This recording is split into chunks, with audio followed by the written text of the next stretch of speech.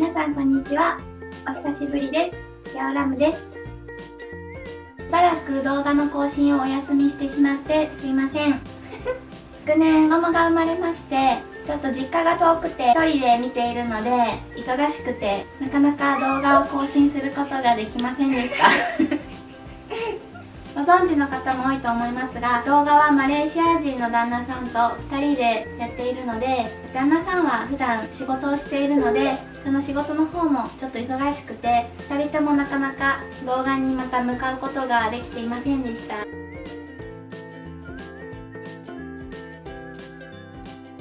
でも動画をお休みしている間も、たくさんコメントをしてくださったりとか、たくさんの方がチャンネル登録をしてくださって、本当に嬉しかったです。ありがとうございます。チャンネルの登録者数は30万人を超えました。本当にありがとうございます。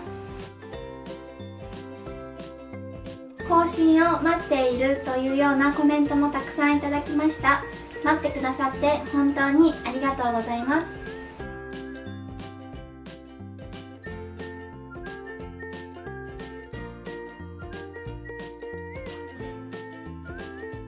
子供も大きくなってきたので、少しずつ動画も再開できればいいなと思っています。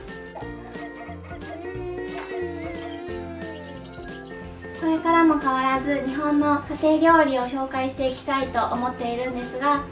子供を見ながらだと料理に割ける時間が少ないので、短い時間でできる料理であったりとか、あとは夫婦2人でちょっと太り気味なので、ヘルシーな和食なんかもどんどん紹介していければなと思っています。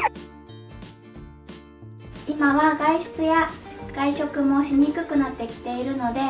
この機会にぜひ動画を見ていただいて料理に挑戦してもらえればなと思います。